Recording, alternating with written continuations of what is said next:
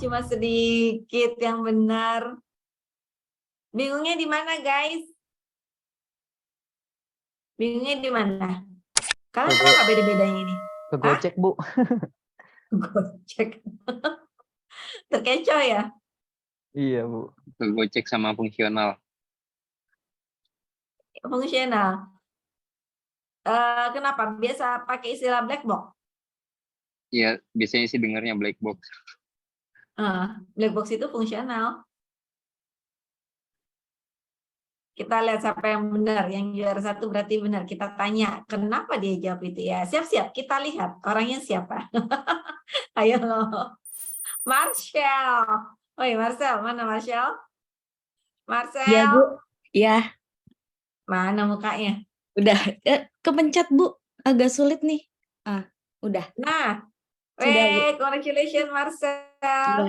Kenapa, Makasih. Marcel? Benar jawaban kamu unit test. Karena unit test itu termasuk white box sih, Bu. Jadi dia itu ditesnya ketika setelah developing itu secara coding gitu sih, kayak di CMD gitu sih, Bu. Kalau misalnya fungsional black box itu biasanya dia udah ada UI-nya gitu sih, Bu. Kalau menurut saya.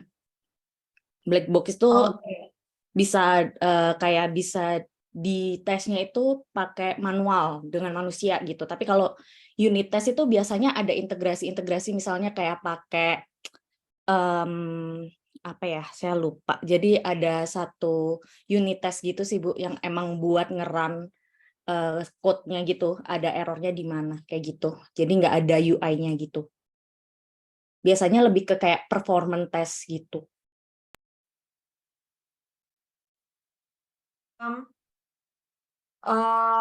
Tadi pertanyaan apa sih? Yang bukan ya, merupakan apa? Kok saya jadi lupa. Yang Tadi apa bukan pertanyaan? black box. Yang bukan Yang bukan black box. fungsional. Ya. Yes, betul ya. Unit test itu white box ya, guys. Yang sisanya, tadi sisanya apa yang 3 itu? UAT, system test, UAT, sama system test. satunya apa ya tadi, lupa. Integration test. Iya. Integration test. Yes. Bedanya apa di antara ketiga itu? Kan sama-sama fungsional nih, sama-sama black box, tapi ada bedanya dong. Gitu ya. Bentar, Bu. Sistem test sama integration test bukannya satu paket ya, SIT ya sebutannya. Makanya saya tanya, bedanya apa? Kalau menurut SIT sebelum UAT. Iya, kayak gitu Iya. juga. kalau sistem sama integrasi itu biasanya kalau sistem bisa cuma di satu part aja, tapi kalau integrasi itu bisa bersangkutan gitu sama sistem yang lain kayak gitu. Namanya juga integrasi kayak gitu sih. Jadi misalnya mungkin kalau misalnya sistem nih bisa dari cuman BE-nya aja, jadi ngetes cuma secara API, terus atau enggak cuman FE-nya aja secara tampilan gitu. Tapi kalau misalnya SIT itu udah end to end gitu. Sistem maksudnya dari integrasi dari depan sampai belakang. Yes. Correct ya, Marcel, Sebentar, Bu. betul. Bukannya Yes, Raden. SIT itu bukannya yang dites yang berubah atau yang baru, UAT itu secara keseluruhannya. Sebenarnya Apa kebalik? Kalau menurut gue sih sama, yang beda Nah. environment-nya doang. Itu yang mau saya tanya lagi, apa bedanya SIT sama UAT? Itu yang mau saya tanya lagi sebenarnya. kalau ke UIT kalian. itu lebih ke user acceptance test gitu, sesuai sama requirement yang benar-benar dengan POV user. Emang SIT nggak sesuai requirement? Sesuai sih, Bu, tapi Iya. Terus Kalau setahu saya beda environment-nya doang. Biasanya kalau UAT itu udah mendekati data Environment-nya apa? production, datanya, Bu. Kayak dia tuh kalau UAT pakai data udah mendekati data production, kalau SIT masih belum. Kamu yakin UAT udah langsung ke production? Apa enggak kacau? Enggak, dong. mendekati. Kalau Jadi kalau kayak mendekati disebutnya apa? SIT juga dong. SIT juga sama dong. Oh, sebentar. Mungkin sederhananya begini ya. SIT itu end to end juga, tapi dari sudut pandang developer. UAT itu dari sudut pandang user. kalau Bener nggak saya ya? selama ini di kantor itu doang bedanya. Environment-nya secara flow dari awal end to end-nya sama. Sudut pandang atau end user-nya? End user-nya mungkin ya, Bu ya. Jadi kayak itu tadi kalau misalnya si UIT lebih kayak POV bener-bener user awam gitu loh, Bu. Kalau saya ya mikirnya kayak gitu. Kalau SIT itu masih orang yang jatuhnya masih paham dengan sistem tersebut gitu. Tapi kan fungsional. Atau UAT ketika kalau orangnya end user ya dia tes dia lama-lama akhirnya jadi paham juga. Atau mungkin kalau sistem lebih ke edge case yang ada. Edge case maksudnya apa? Misalnya gini, kalau misalnya ada, kalau saya tuh biasanya gini, kalau misalnya ngetes itu ada flow normal yang which is common thing gitu, kayak orang itu pasti melakukan itu dan sukses. Terus ada happy flow, juga error, happy test ya. ada error tuh yang emang common thing gitu. Ada juga yang edge case, misalnya ada kesalahan kayak ini tadi, waktu Zoom si ibu ada koneksi yang terputus, itu kan termasuk edge case ya. Kalau misalnya secara common thing kan berarti harusnya internetnya ini bakalan apa tuh namanya lancar dan sukses kayak gitu sih Bu. Normalnya, tapi Jadi kayak ada misalkan ada edge case-nya lagi laptop yang nge-lag kayak gitu dan harus nge-force close kayak gitu kan, itu termasuk edge case gitu loh Bu. Jadi kayak suatu hal yang mungkin bisa terjadi tapi presentasinya nggak besar. itu disebutnya apa? Selain ya mungkin kamu bahasanya edge case, tapi bahasa yang umum itu apa? Skenario apa itu namanya? Negatif. Apakah itu berhubungan sama SIT dengan UAT secara Negatif. sudut Iya. pandang? Dua-duanya sih masih bisa. Negatif. Dulu masih bisa kan? Berarti nggak ada Negatif. bedanya kan? Apa? Yes, Harina? Negatif case kan. Yes, Kalau yang negatif skenario. Itu bisa dipakai di SIT kah? Bisa dipakai di UAT kah? Bisa dua-duanya, Bu. Bisa dua-duanya. Nah, sama berarti kan? Terus apa Apa bedanya? ini kalau ada di beberapa yang pernah saya dapat itu UAT itu udah berhubungan langsung sama user. Jadi ketika melakukan testing tuh testingannya bareng user gitu. Jadi user yang melakukan testing biasanya ada yang sistem analis yang ikut atau QA-nya yang ikut untuk nge-notes apa yang kurang, ngecatat defect-defect yang itu. Ada Oke, juga yang itu ada juga yang biasanya QA-nya sendiri aja yang ngetes gitu. Nanti tinggal report aja apa yang defect-nya apa gitu. QA-nya yang ngetes terus dia report defect, itu masuknya SIT atau UAT? Kan Kayaknya masih ada tergantung. kemungkinan defect lolos sampai UAT, Bu. Tapi Kalau- biasanya kalau atau QA enggak ini UAT Bu, kalau biasanya. UAT itu udah sama stakeholder-nya gitu nggak sih Bu? Nah, iya sama user. Nah, Kayak iya. Kalau Kalau itu SIT siapa aja sih yang menurut kamu SIT itu stakeholder itu siapa sih? jarang ngelibatin orang lain kalau Kalau- selain developernya. Kalau UIT itu biasanya Sama tuh QA. ada dari QA, dari produk, sama si stakeholder. Stakeholder ini misalnya yang berkebutuhan. Kalau misalnya kita di situ adalah telemedicine gitu, yang berkebutuhan untuk melayani para dokter biar bisa chatting sama si user. Kita ambil aja aplikasinya itu aplikasi untuk dokter. Berarti si stakeholdernya ini ya si dokter operasional itu yang bakal pakai si aplikasi ini kayak gitu. Anyway, ini keluar di UAS ya, guys. Jadi kalian harus memperhatikan ya. Ini seru nih obrolannya nih. Izin mencoba menjawab. Bu. Definisinya terlalu luas, Bu. Ya, tergantung kasih kantor kayaknya. ini dulu, kasih Mas Bara dulu. Nah, Kasih apa? Kasih Mas Bara dulu. Mas Bara mau ngomong. Oh, baru mau ngomong. Izin susu. Ya. Dilihat ini aja, mungkin saya logika aja sih Bu. Tar SIT dulu, kan Bara sistem- mukanya mana, Bara?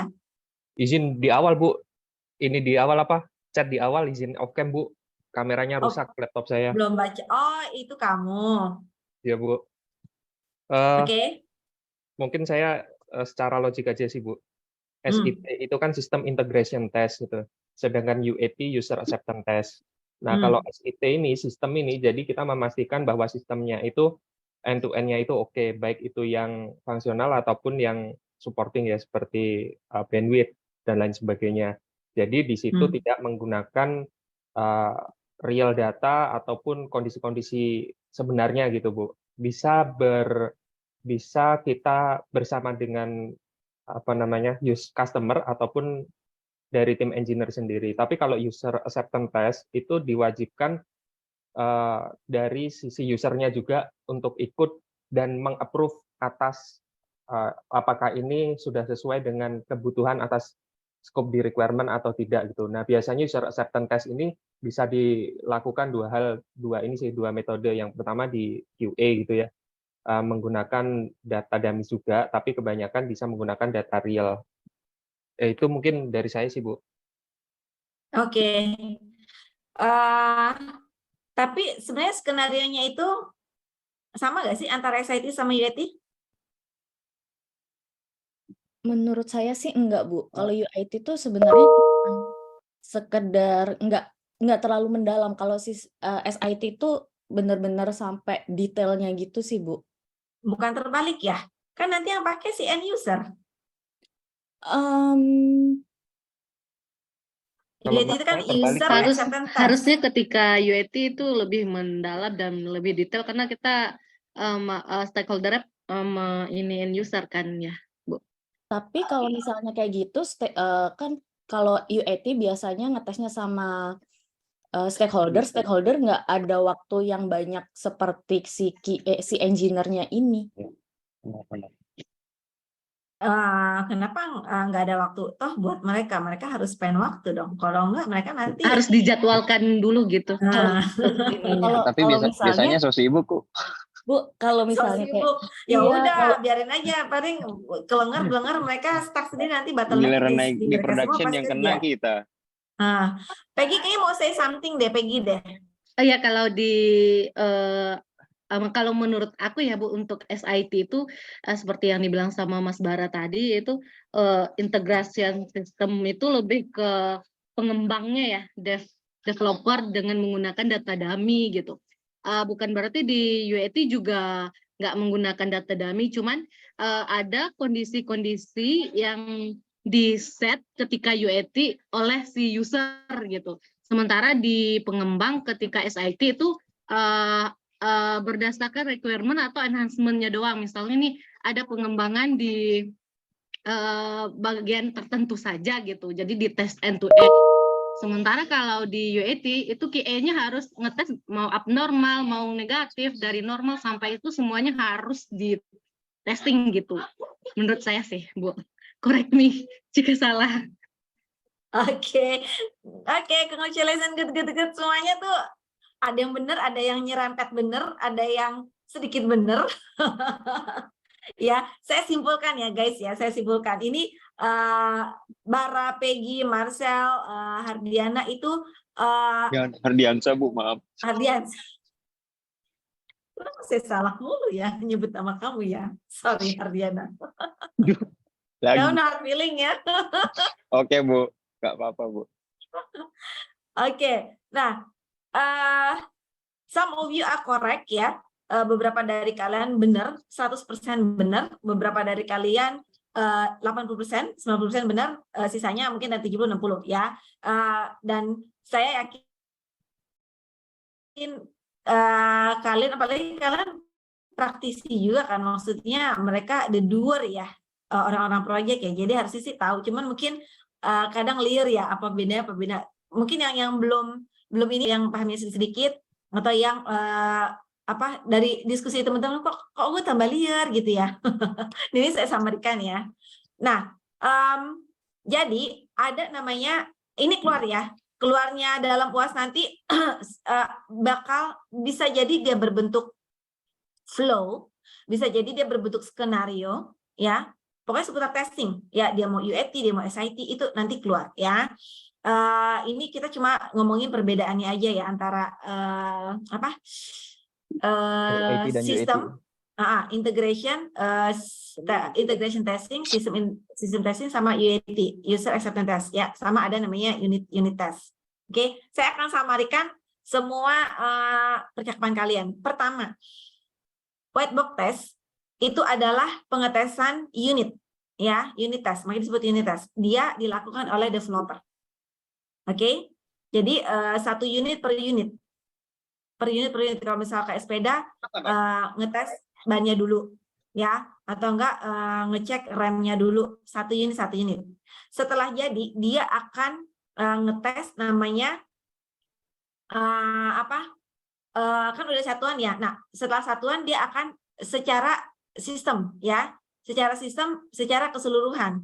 Tapi sebelum ini ada namanya integration. Kalau misalkan satu menu ke menu lain atau satu modul ke menu lain, itu kan ya masing-masing masih silo ya, masih unit ya. Nah, ketika mereka harus saling connect ya, connect to each other, itu namanya integration, diintegrasikan ya. Terus setelah itu dicek, dites sistem secara keseluruhan, tapi sistem aja.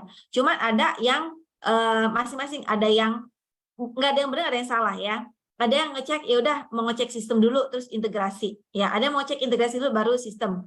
Ada yang mau langsung SIT, System Integration Testing. Itu bisa langsung. Itu bebas, apapun itu bisa ya. Jadi kalian mau runutannya sistem dulu, integration dulu, atau integration sistem dulu, terus langsung SIT, nggak masalah ya. Itu nggak ada yang masalah. Nah itu yang melakukan adalah tim inti. Tim inti dalam project ya. Kalau tadi unit tes itu kan developer. Nah, kalau sistem ini biasanya dia BA terus atau enggak QA ya. BA dan QA biasanya seperti itu. Ya, kadang ada testing manajernya juga ikut duduk bareng ya kalau memang ada ya, atau PM-nya ya. Nah, sebelum ini dilakukan itu harusnya ada namanya bikin skenario, ada planning. Nah, ini bisa jadi keluar di UAT ya, ada alurnya. Biasanya kalau pertanyaannya alur berarti kalian harus jelaskan dari planningnya. Planningnya ngapain, flow-nya, habis itu habis planning bikin skenario, habis bikin skenario ngapain sampai selesai, sampai laporan ke PM. Itu bisa jadi soalnya kayak gitu, bisa jadi soalnya bikin 10 skenario untuk UAT atau bikin skenario untuk SIT. Oke, nah seperti itu. Nah kalau udah jadi, ini baru ke UAT. UAT ini yang melakukan adalah either end user atau QA, ya didampingi sama BA, itu udah pasti. Ya, terus apa bedanya? Bedanya dari sisi penggunanya. Yang kalau SIT itu tim inti, tim project, ya orang IT lah intinya. Tapi kalau UAT itu end user, siapapun dia yang menjadi end user, dia yang harus ngetes. Dia mau orang admin, dia mau orang finance, dia mau orang marketing. Kalau memang ada modulnya mereka akan kerjain pekerjaan mereka lewat sistem ini, mereka itu akan jadi end usernya. Ya, itu perbedaannya. Functional test sama-sama fungsional. Tapi perbedaannya di orangnya siapa ya, atau ada tes beta alpha test itu biasanya kebanyakan untuk di aplikasi di mobile biasanya. Nah, alpha testing itu sama dengan ini, sama dengan SIT ya, kurang lebih mirip-mirip. Kalau beta testing sama dengan ini, sama dengan UAT, mirip-mirip. Bedanya kalau alpha testing udah dites ya sama internal, sama orang dalam atau sama perusahaan tersebut, terus dia lempar keluar, misalkan dia masukin ke Google Play atau ke Apple Store, dia masukin, dia akan namanya beta testing. Kalian suka ya lihat aplikasi ya, beta testing gitu kan, ada kan ya.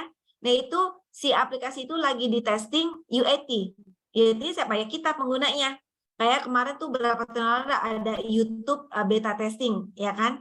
Nah, itu dia pengen ngetes dulu nih orang-orang apa feedbacknya setelah dites, itu beta testing sama dengan UAT, itu istilahnya sama ya. Nah bedanya berarti di user, yang pertama beda di user sama di environment ya, tadi sempat disinggung Hardiana. Environmentnya jelas beda apa enggak sih?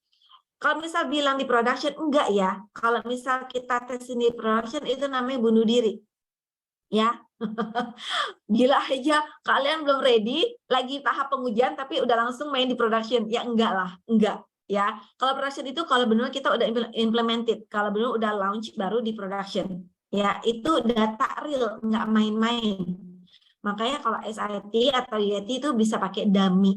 Atau kalau misalnya UAT mau pakai data real bisa, tapi dia mungkin kayak di download dulu dari sistem lama ya, terus dia reformatted sesuai dengan sistemnya ini seperti apa gitu ya, terus baru nanti dicoba, itu bisa. Itu namanya kita environment itu dia namanya sandbox ya. Ada yang bilang sandbox, ada yang bilang staging. Pernah dengar nggak? Kalian pernah lah, orang proyek pernah Bu. Staging atau sandbox ya. Sandbox ini iyalah, sandbox ini mobile apps atau project-project yang agile ya, biasanya gitu ya. Nah, sebelum di sandbox atau di staging itu ada environment yang lain, bisa jadi environment development ya, apalagi ERP ini dia mesti benar-benar, dia ada 3 environment, ada development, ada sandbox ya, terus baru ada production atau UAT.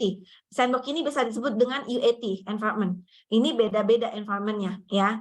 Nah, selebihnya langsung semua di production baru jalan, real data itu benar-benar udah jalan. Kalau kalian development atau ini langsung di production itu kacau, ya akan kacau. Makanya itu pasti ada perpindahan gitu ya, dari sini ke sini ke production itu ada kayak transport ya istilahnya, gitu ya guys. Jadi yang bikin beda itu dari sisi usernya ya, penggunanya. Yang satu orang dalam, internal atau IT atau engineer atau sistem engineer atau BA atau siapapun itu. Yang satunya lagi UAT itu orang ini benar-benar pengguna akhir. Ya, sama kalau skenario sama. End to end, yes. Dua-duanya end to end. Ya, dua-duanya end to end dan detail. Tapi mungkin ada bedanya kalau misal negatif testing di SIT juga ada. Itu justru disarankan. Nah, kalau misal di end user, kenapa nemuin ini itu? Karena mereka pengguna, mereka akan lebih tahu, oh gue kan biasa begini ya, gue biasa begini ya, kok ini nggak ada ya, dicoba lagi. Kok ini begini ya, dicoba lagi. Itu biasanya end user tuh lebih banyak menemukan temuan ya ketimbang orang IT-nya. Biasanya kayak gitu. Itu bedanya ya saya. Jadi jelas ya, unit test, white box sama functional test atau black box ya. Marcel tadi kayak tunjuk tangan. Oh iya Bu, mau sekedar nambahin untuk yang layering, itu kadang ada beberapa perusahaan itu justru 4 Bu layeringnya.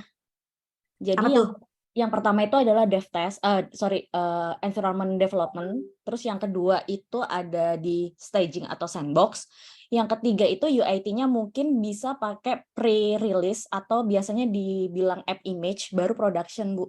Jadi untuk environment di app image ini modelnya itu kayak semi production. Jadi dia itu biasanya database atau datanya itu pakai database production tapi beda server. Jadi kalaupun misalnya ada update yang new release itu baru di app image dulu. Jadi buat user-user yang ada di production tuh belum terdampak gitu loh Bu. Pilot jadi, ya. Jadi si end usernya ini bisa coba dengan data real tapi nggak terdampak sama user di lower version kayak gitu. Jadi yang emang benar-benar yang ada tambahannya aja yang di latest version itu Bu. Ini jalur orang dalam gitu ya bahasanya. Iya. Ya itu udah wajar sih. Cuma balik lagi kan ke kebijakan masing-masing ya. Tapi yang umum sih itu. SIT biasanya di dev, UAT yang ada UAT sendiri dan UAT itu biasanya ada regresi juga ya. Kurang paham juga sih itu. Dengar-dengar dari teman. Sama belajar dari pengalaman kelas kecil nih sebentar. Buat teman-teman yang merasa awam sama istilah-istilah barusan tolong angkat tangan. Oh iya. Waktu itu kejadian di kelas kecil. Iya. Itu dicatat nggak ya? Harusnya tadi pas lagi ini dicatat, oh ini apa? Nanti searching tuh di link tuh ya. Kalau nggak tanya si itu ChatGPT. Boleh. Bener tuh kata Raden. Siapa yang bingung tuh? Cung. Boleh. Yang non IT biasanya. Raden juga bisa di PC kan? Matamu. Bisa PC Raden lah ya. Aduh, saya semua. Dan dia nggak mau deh. Rame HP-nya, Mat. Waduh, jangan dah, HP-ku udah rame banget. Artis lu, Mat. Lah, lu aja Dan, udah Dan. Kan lu juga ini lagi tebar ini kan. Jawab tuh di chat, Mat. Sikat, Mat. Gue langsung ke production, Mat. Kan lu mulu yang temenannya sama PM Dan. Ya udah. Tadi mungkin rangkum dikit ya beberapa istilahnya kayak SIT itu kan tadi udah dijelasin ya, System Integration Test, UAT, User Acceptance Test, terus beberapa istilah lain tadi tuh staging, sandbox. Itu mungkin Mas Ardi mungkin mau nambahin ya. Enggak, gua aja lah. Ya udah, Mas Ardi aja, jangan saya terus. Ya staging kan sama aja kayak tadi UAT, sandbox. Ya kayak tempat buat latihan lah, biar kalau lu ngerusakin sesuatu lu nggak ngerusak di production. Apalagi ya tadi dari Mbak Marsha juga tadi kayaknya banyak deh istilah-istilahnya. Yang apa? Yang tadi, yang layer tadi. Oh ya, layer tadi. Jadi kalau misalnya layer itu ada yang namanya development. Ini tuh di mana servernya itu biasanya dibuat mainan lah sama si developer.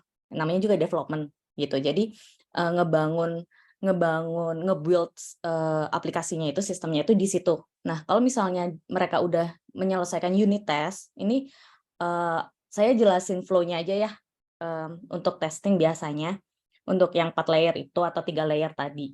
Nah, jadi kalau misalnya si developer ini udah selesai ngerjain nih, udah nge-build gitu kan. Habis itu dia bakal ngelakuin tuh yang namanya unit test atau biasa dibilang dev test juga. Nah, si dev test ini kalau misalnya udah oke nih menurut mereka, itu bakal namanya tuh naik ke staging.